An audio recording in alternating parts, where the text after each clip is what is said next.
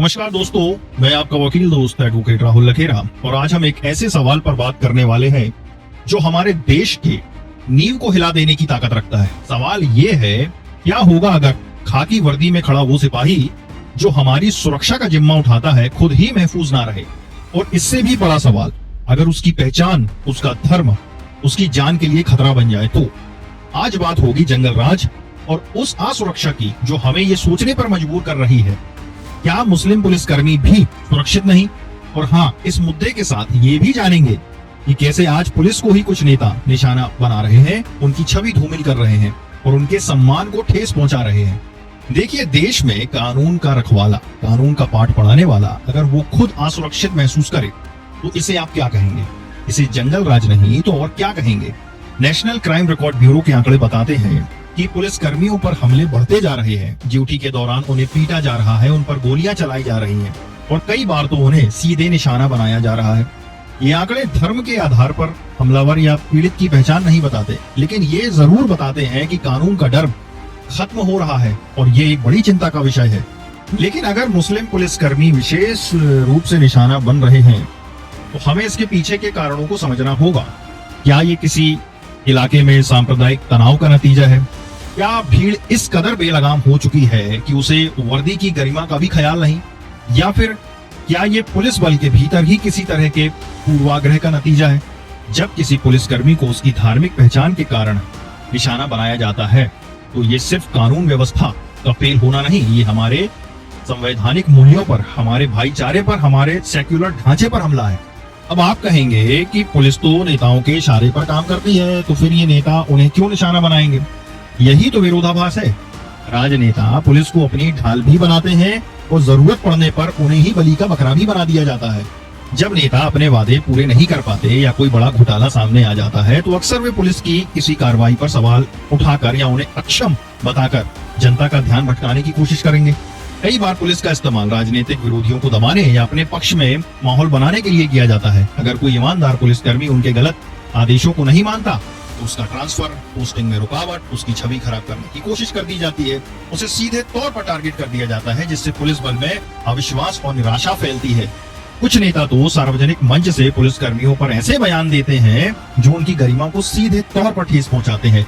ये दिखाता है कि कैसे कुछ राजनेता खुद को कानून से ऊपर समझते हैं और पुलिस को अपना सेवक। अब बात करते हैं मध्य प्रदेश में हाल ही में निकले उस नए आदेश की जिसमें कहा गया कि पुलिसकर्मियों को, विधायकों को भी सल्यूट करना पड़ेगा। सोचिए, अब ये क्या दर्शाता है? क्या ये खाकी के सम्मान को बढ़ाएगा या घटाएगा? यह आदेश तब आया जब राज्य के आदिवासी मामले के मंत्री कुंवर विजय शाह ने कथित तौर पर कुछ एएसपी रैंक के अधिकारियों द्वारा उन्हें सल्यूट न करने पर नाराजगी व्यक्त की थी और उनकी शिकायत के बाद पुलिस महानिदेशक ने यह सर्कुलर जारी कर दिया। अब ये दिखाता है कि कैसे कुछ नेता सम्मान लेना तो जानते हैं लेकिन खुद दूसरों को सम्मान देना भूल जाते हैं। यही कुंवर विजय शाह, जो कुछ समय पहले भारतीय सेना की वीर अधिकारी कर्नल सूफिया कुरैशी पर एक बेहद आपत्तिजनक बयान दे चुके हैं। उन्होंने कर्नल सूफिया कुरैशी का नाम लिए बिना उन्हें आतंकियों की बहन तक कह दिया, जिसके बाद हाई कोर्ट ने स्वतः संज्ञान लेकर उनके खिलाफ एफआईआर तक के आदेश दिए थे।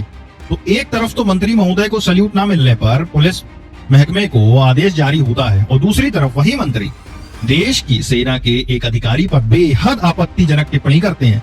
यह दोहरा मापदंड क्यों? ये सीधे तौर पर पुलिस की स्वायत्तता और उसकी निष्पक्षता पर सवाल उठाता है। पुलिस एक स्वतंत्र कानून लागू करने वाली संस्था है, न कि किसी नेता की व्यक्तिगत सुरक्षाकर्मी या चाटुकार। अगर इस तरह राजनीतिक हस्तक्षेप बढ़ता रहा और माननीय कहलाने वाले लोग अपनी गरिमा भूलते रहे तो पुलिस बल का मनोबल और अनुशासन दोनों ही रसातल में चले जाएंगे। चलिए अब समझते हैं कि सल्यूट क्यों किया जाता है और इसका महत्व क्या है। सल्यूट सिर्फ एक औपचारिकता नहीं है मेरे दोस्तों, बल्कि ये वर्दीधारी बलों में अनुशासन, सम्मान और गौरव का प्रतीक है। अनुशासन और प्रोटोकॉल। सल्यूट सैन्य और पुलिस बलों में वरिष्ठता, पद और सत्ता के प्रति सम्मान व्यक्त करने का एक तरीका होता है। यह एक व्यवस्थित पदानुक्रम को बनाए रखने में मदद करता है। जब एक पुलिसकर्मी या सैनिक सैल्यूट करता है तो यह उसकी वर्दी और उसके कर्तव्य के प्रति उसके गौरव को दिखाता है। यह उसकी व्यवसायिकता और बल के प्रति उसकी निष्ठा को भी प्रदर्शित करता है। जब एक पुलिसकर्मी किसी कानून के संरक्षक या देश के सर्वोच्च पद पर बैठे व्यक्ति को सैल्यूट करता है तो यह उस पद के महत्व को स्वीकार करना होता है। लेकिन जब यह सम्मान हर विधायक या भविष्य में हर छोटे बड़े नेता को देना पड़े तो सैल्यूट का मौलिक महत्व ही खत्म हो जाएगा। यह एक औपचारिकता से ज्यादा एक चापलूसी का प्रतीक बन जाएगा, जिससे पुलिस का मनोबल गिरेगा और उनकी छवि और धूमिल होगी। तो सवाल सिर्फ मुस्लिम पुलिसकर्मी की सुरक्षा का नहीं, सवाल है हमारे देश में पुलिस की गरिमा, उनकी स्वायत्तता और उनके मनोबल का। अगर हमारे नेता ही पुलिस को निशाना बनाएंगे, उनकी छवि को धूमिल करेंगे और उन्हें अपने राजनीतिक एजेंडा का हिस्सा बनाने की कोशिश करेंगे तो सोचिए क्या होगा। वो दिन दूर नहीं जब वाकई जंगल राज हर गली नुक्कड़ पर अपना पैर पसारेगा, क्योंकि जब कानून का रखवाला ही कमजोर और अपमानित महसूस करेगा, जब उसे अपने ही नेताओं से सम्मान नहीं मिलेगा, तो फिर कानून का राज कौन स्थापित करेगा। ये समय है हम सब मिलकर इस प्रवृत्ति का विरोध करें, पुलिस को राजनीतिक हस्तक्षेप से मुक्त करें और उन्हें उनका वाजिब सम्मान लौटाएं, ताकि वे बिना किसी डर या दबाव के अपना कर्तव्य निभा सके। वरना आप यकीन मानिए वो दिन दूर नहीं जब पार्षद और सरपंचों को भी कोई एक ऐसा आदेश निकाल दिया जाएगा कि इन्हें भी सैल्यूट करना पड़ेगा। मैं एडवोकेट राहुल लखेरा लेता हूं आपसे विदा। अगली बार फिर मिलेंगे किसी और ज्वलंत मुद्दे पर। नमस्कार मेरे दोस्तों।